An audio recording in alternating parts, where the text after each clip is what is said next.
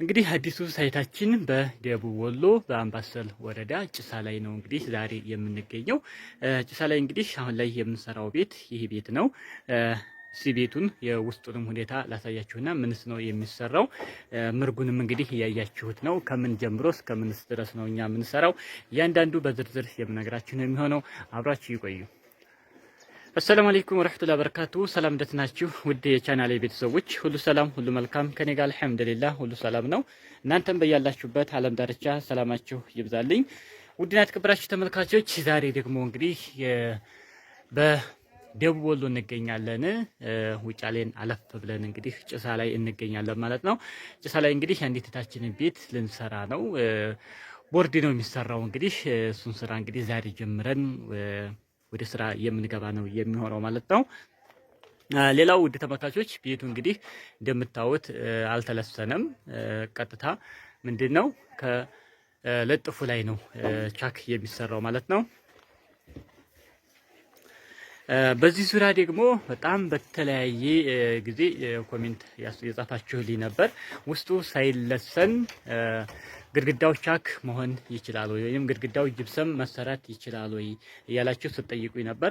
እንግዲህ ውስጡን እንደዚህ አድርጋችሁ ለምታሰሩም እንዲሁም ደግሞ ለሚለሰንም ግርፍ ቤት ሲሆን ያለው ልዩነት ምንድነው? ጥራቱስ የትኛው የተሻለ ነው? እያንዳንዱ በዝርዝር እናያለን ማለት ነው ውድ ተመልካቾች። በቅድሚያ እንግዲህ ስለዚህ ስራ የሆነ ነገር ልበላችሁ። እንግዲህ ምርጉ ሲመረግ እንደምትመለከቱት ቀጥታ ተለጥፎ አልተለሰነም ማለት ነው። ከዚህ ላይ ሲሰራ እንግዲህ ቻክ በጣም ቆንጆ ነው፣ ያምራል ስራው። እንግዲህ መጨረሻ ላይ ደግሞ ሙሉ ኮርኒሱም ቻኩም ሲያልቅ ደግሞ እንግዲህ የምናየው ነው የሚሆነው ማለት ነው።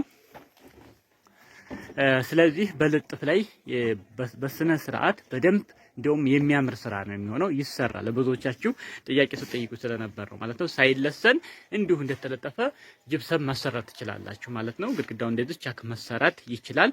ማቴሪያል ፍጆታ ላይ ብቻ ነው ልዩነቱ። ለምሳሌ ግርፍ ሆነ ቤት ላይ ቻክ ቢሰራ ይሄ ቤት ሳይዙ 7/8 ነው ምሳሌ ወይም 72 ቅጠል ነው። ውስጡም ግርፍ የሆነ ቤት ልክ እንደዚሁ ተመሳሳይ ሳይዛቸው እኩል ቢሆን የሚወስዱት ማቴሪያል ይለያያል። የልጥፉ የልስኑና የግርፉ ሲሆን የሚለያየው በምንድነው? የማቴሪያል ፍጆታው ነው ማለት ነው።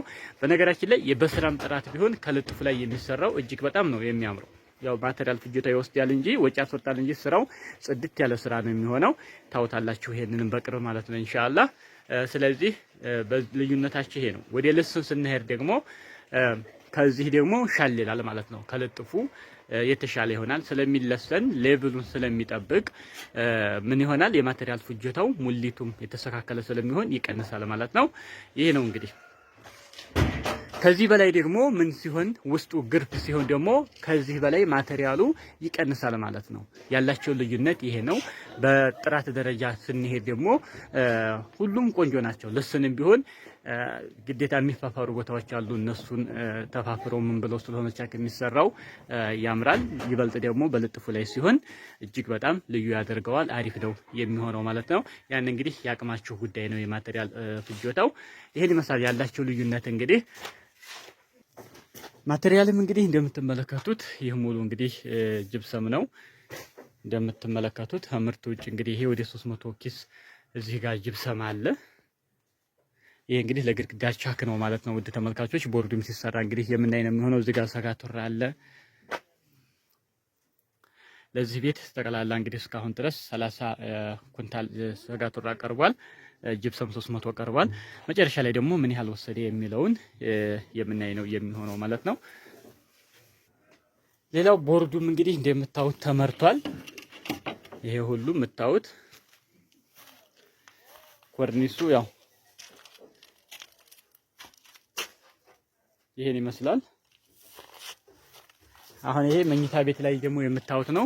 ሌላው እንግዲህ የመብራት ዝርጋታውም በስነ ስርዓት ሁሉም ቦታውን ይዞ ተዘርግቷል ማለት ነው። ይህም ቤት እንግዲህ የምንሰራው አሉሚኒየም ፕሮፋይል ነው። ጽድት ያለ ቤት ነው እንግዲህ ቤቱ እንደምታዩት። መጨረሻ ላይ ደግሞ ይበልጥ ውስጡ ሲስተካከል ያምርበታል። እሱም በቅርብ የምናይ ነው የሚሆነው ማለት ነው። መቃኑም ሁሉም ተስተካክሎ የተገጠመ የሆነ ቤት ነው። ማሻአላህ ቁመቱም የምታዩት ነው።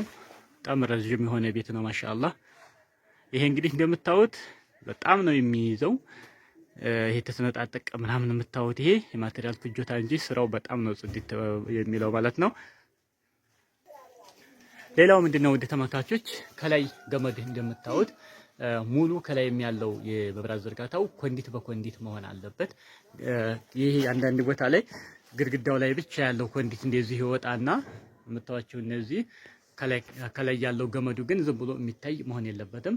በኮንዲት መያዝ አለበት። ሙሉ በኮንዲት ውስጥ መሸጋገር አለበት ማለት ነው።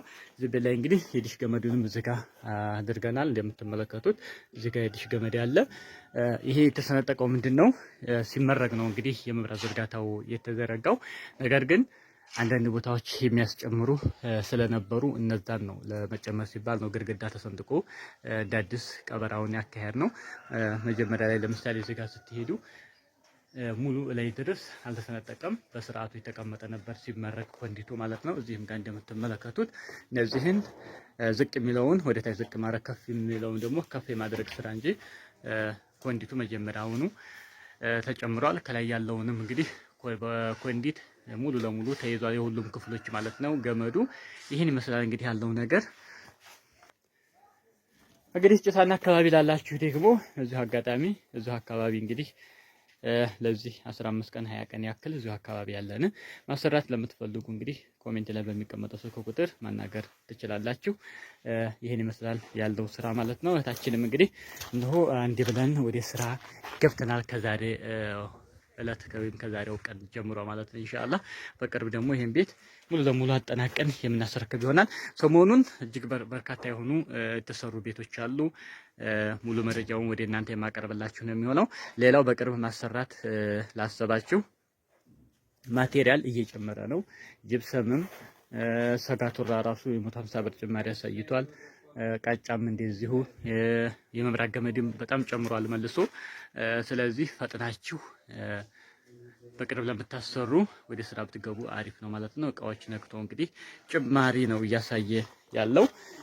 ውድ ተመልካቾች ይሄን ይመስላል ቤቱ እንግዲህ ከወደ ውጭ ሁኔታውን ደግሞ ላሳያችሁ።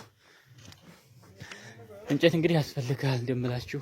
ይሄ የምትመለከቱት ሁሉ ለከበሌቶም ከላይም የሚገባ እንጨት ነው ማለት ነው። እዚህ ጋር የምትመለከቱት